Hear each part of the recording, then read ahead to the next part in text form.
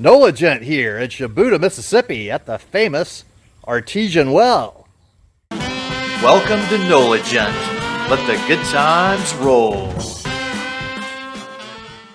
Shubuta, Mississippi was established in 1853 when the Mobile and Ohio Railroad was built, and the railroad route led to Shubuta becoming known as the largest town between Meridian and Mobile. Shubuta is in Clark County, Mississippi, which had been home to several Choctaw Indian tribes. And at one time in Shubuta's history, there were 50 artesian wells approximately, which had provided water to the town.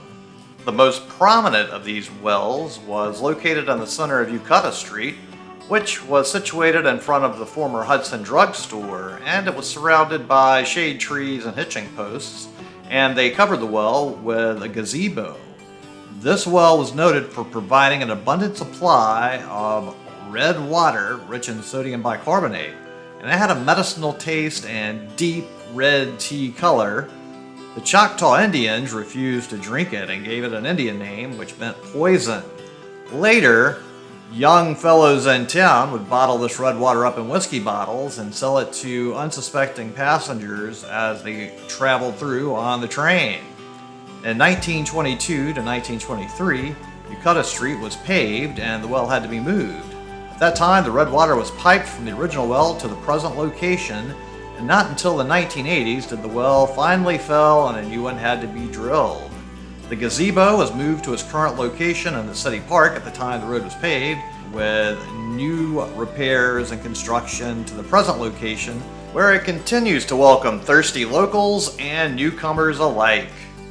There's plenty of free parking right next to the artesian well on this dirt patch road area, so you can get right next to it.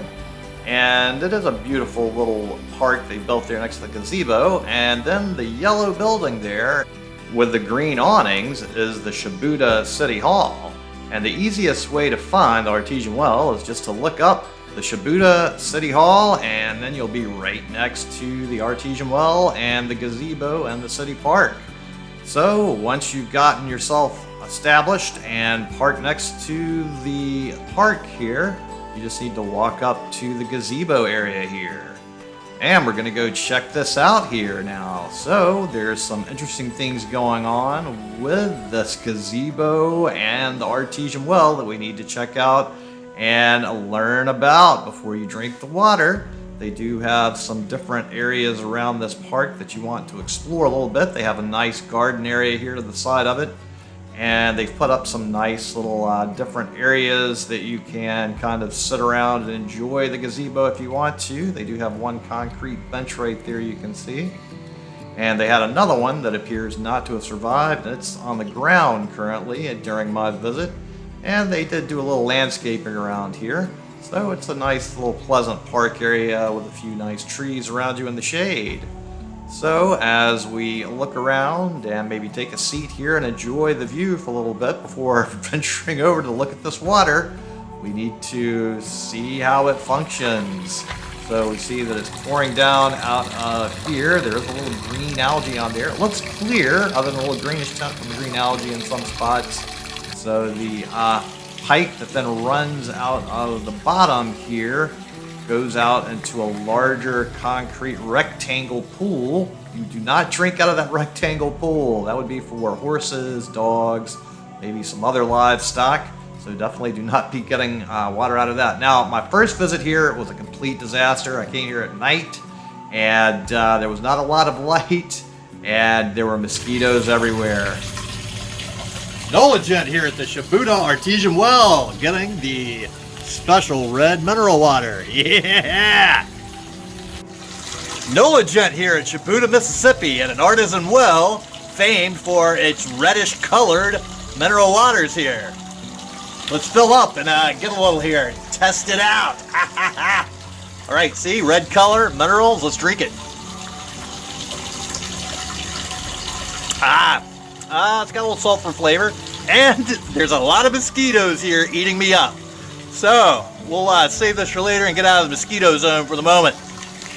So I got bit on my face, my arms, my legs, and when I got in my car, I had a whole swarm of mosquitoes come inside the car with me, so I continued to get bit for quite a while.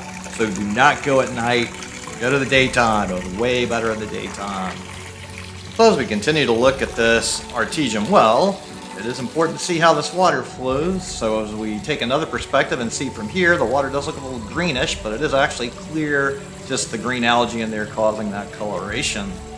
And then as we return back to the artesian well, we want to make sure we get our water out as close to the source as possible here. So don't dip your water bottle down inside anything or the pool anywhere. Make sure you get it from right underneath there. And actually, on the day that I'm there, the water tastes way better than it did on the night when I was there previously. It didn't have much of a sulfur taste at all. It tasted pretty much just like water, where previously when I'd sampled it, it had a really strong sulfur taste. The water bottles that I'd saved of the water when I visited at night also tasted way less sulfur-like the next day. So maybe there's some gas or mineral that's dissolved in the water that changes over time and at different times of the day. But maybe the sulfur smells more magic water. So this is supposed to be magical artesian water. We'll see what happens. Do I turn into a mutant? Do I live? Do I die? Let's check in later to see how I'm doing with this stuff.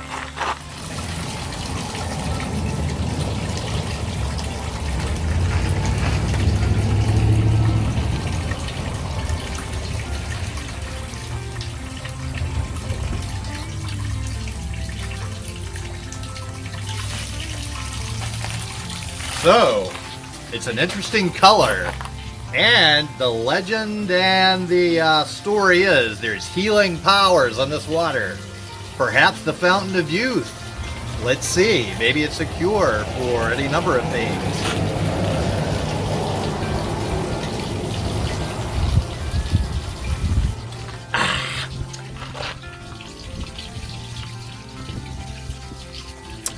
Tastes like water.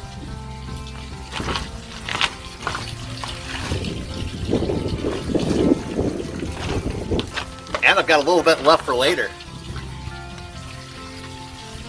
Cheers.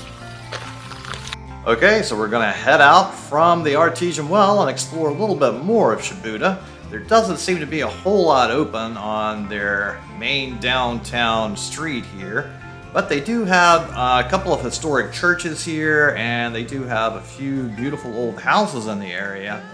And there are some interesting natural beauty things to see out here as well.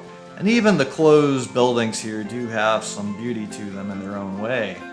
As we head out of town, we'll see two historical churches ahead. We're about to come up onto one of the historical churches you can see there on the right, and then as we face forward again, look left, and there is another one of the churches. Both of these churches date back to the 1800s and have some historical significance, so if you're ever in the area, you might want to stop off and take a closer look. There are quite a few vacant lots that are quite evident of things that probably used to be great. And then you can just see some other historic homes in the area. And there's several sites to see that, you know, for a town as tiny as Shubuta, they do have a decent amount of stuff, but you do also see a lot of empty lots and deserted areas, so you can tell that there used to be a lot more people that lived here, and things seem to have definitely have gotten lower on the population density in this area. So certainly the economy and the base of employment has changed greatly, which is the case in many small towns these days. We're also going to stop off at this other small church that's a little bit further out of the way from Shubuta in a pretty isolated area. And this church was founded even earlier than the date that was on the sign, according to a man that was here that was telling us about it. And unfortunately, the original church did burn down, and this is what they rebuilt in its place. So that was another nice place out of the way. And as we were driving out of town, there was another really interesting spot that I saw that we had to stop off and investigate. It looks like somebody's got a little folk art going on up here. Let's stop and check this spot out here. Some interesting things going on indeed. It looks almost like they have some Christmas decorations out almost with some Santa Claus themed things possibly. So I'm not quite sure if this is a business that sells junk and antiques, or if this is just somebody's house, or what exactly is going on here, but it definitely is interesting. So I think there is some method to the disorganization of the piles. What looks like junk, if you look a little closer, I think they're going with attempting to design a theme here of some type. So if we look a little closer, I think we can figure out what's going on with the artistic intent, perhaps. So a pile of things there, I'm not sure exactly what they were going for with.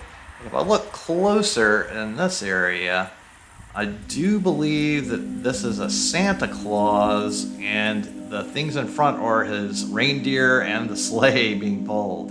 Or it could be completely wrong and it might all just be random. I'm still really glad I stopped here, as there are some beautiful flowers blooming right here, and we're in the middle of fall, but it looks more like spring. And just these amazingly beautiful flowers are all over the place, and there's so much variety also in the local flora. So as we look at the colors, we've got the red, the purple, and then we go into these little white flowers. So there's just so many beautiful things right in here in the natural environment. So thanks for joining me on this little exploration of Shubuta. Got a little bit left later. Thanks for watching. I really appreciate it. And if you would just click on the little circle here with a picture of my head in there and subscribe to the NOLA Jet channel, it would really help me a lot. I really appreciate it. Thank you.